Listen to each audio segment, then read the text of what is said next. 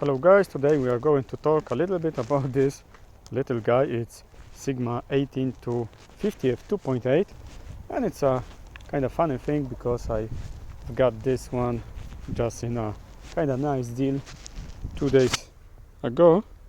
Is it recording? Yes, it is recording. And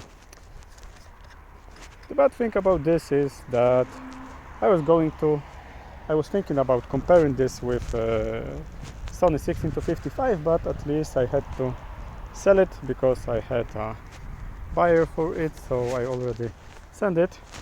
So I will not compare it with 16 to 55, but I think out of comparing it with a kind of strange compare, because I'm going to compare this with 24 to 70 on a full frame, and here is why. Because if we count some of equivalents, we've got equivalent on a full frame on the Sigma of 27 to 75, so it's kind of similar. So I will be comparing it in some kind in the next videos. But what we've got in here, look at this, how small and tiny is it. Yeah, so that's very nice. It's all, at least it's fitting in my pocket, so it's very easy to carry around. Yeah, you can take it wherever you want, maybe to a pocket, maybe to some smaller bag. So it's a huge point for this Sigma 18 to 55. We've got f2.8 in here. Yeah, so it's also kind of bright lens. It's also kind of sharp. We will see some examples today in this video, and I was thinking of taking this with ZV-10, so it would be even smaller, but my batteries in a ZV-10 wasn't charged enough, so I had to take a 67 with me. And maybe let's take a look how it works with a steady shot. So let's make some video shot. Okay, we've got something like that. What we've got right now, I have to put it in a video mode. And okay, what we've got, we've got already active. Let's take it off. On 18 millimeters, it doesn't look too good. What about standard right now?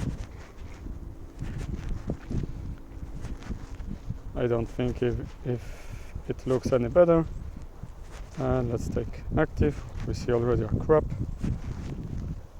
but it's still a little bit jerky.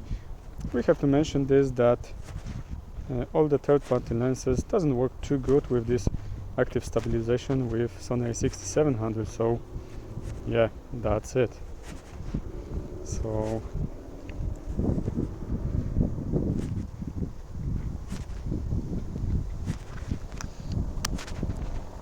what we can tell more about this f2.8, of course, so it gives us equivalent of depth of field around f4.3 of the full frame equivalent. So we have to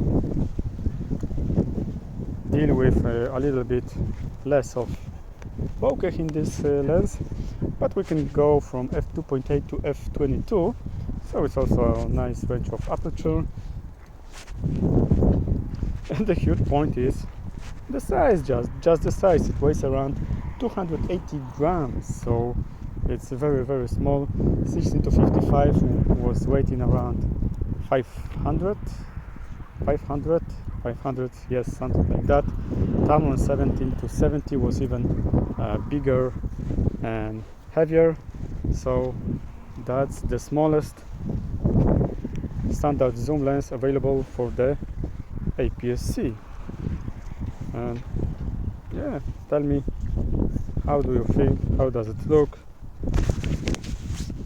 Tell me if you think that it looks good for you. Yeah. Sigma 18-50 f2.8 DCDN contemporary for Sony PC format. That's it.